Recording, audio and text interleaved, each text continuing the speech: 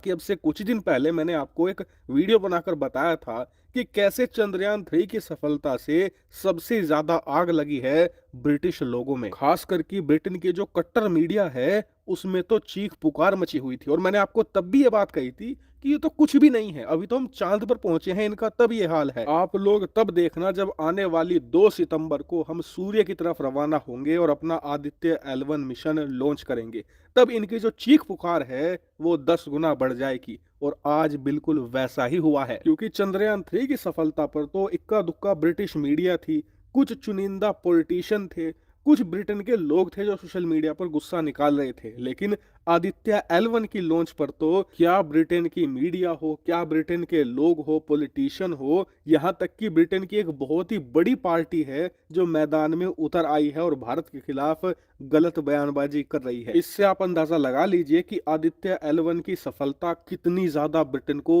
चुभ रही है। लेकिन अब मैं आपको दिखाता हूं कि ब्रिटेन की मीडिया क्या कह रही है, लोग क्या कह रहे हैं और वहां के पॉलिटिशियन क्या कह रहे हैं। तो देखिए, सबसे अच्छी बात इस बार ये हुई कि ब्रिटेन के लोग एक नया जुमला निकाल कर लाए हैं। वरना हर बार हमारा कोई भी स्पेसक्राफ्ट लॉन्च होता था तो ये पुराना जुमला निकाल कर लाते थे कि हमने 2.5 बिलियन दिए हैं, हमने 2 बिलियन दिए हैं। इस बार इन्होंने एक नया जुमला इस्तेमाल किया है, और वो क्या है वो मैं आपको नहीं बताऊंगा, खुद ब्रिटिश मीडिया बताएगी। आप अपनी स्क्रीन पर आर्टिकल देखिए। ब्रिटेन का एक बहुत ही फेमस अखबार है द एक्सप्रेस, नाम आपने खूब सुना होगा इसका।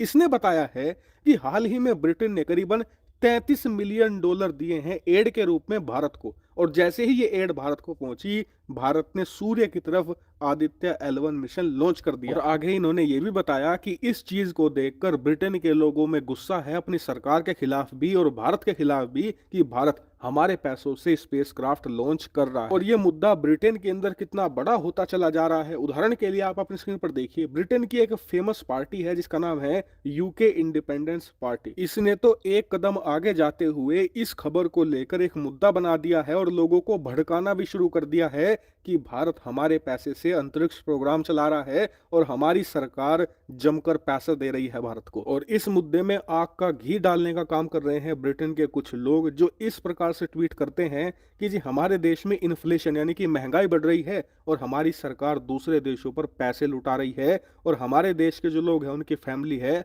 वो स्ट्रगल कर रही है। यानी कि इमोशनल मुद्दा बनाने का प्रयास किया जा रहा है। और इस समय ट्विटर पर ऐसे ही भड़काऊ ट्वीट की संख्या आपको भारी मात्रा में मिलेगी। बस आपको ट्विटर पर जाकर सर्च करना है इंडिया, सन और यूके, आपको सारा का सारा खेल पता चल जाएगा। यानी कि इस समय ब्रिटेन की सरकार, मीडिया, हर एक वर्ग इस मुद्दे को जोर शोर से उठा रहा है, और ये भारत के लिए बहुत अच्छी बात है। जी हाँ, हमें इसके लिए इन सभी को बधाई देनी चाहिए। क्यों?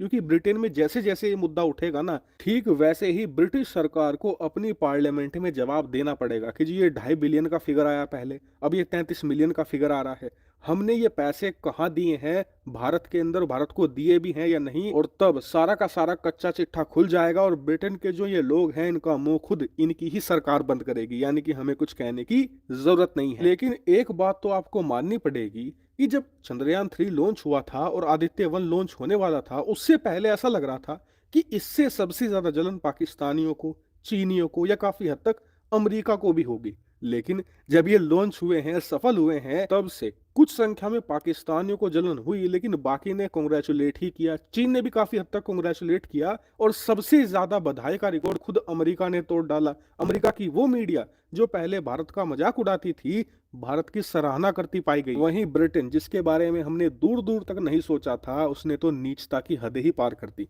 हालांकि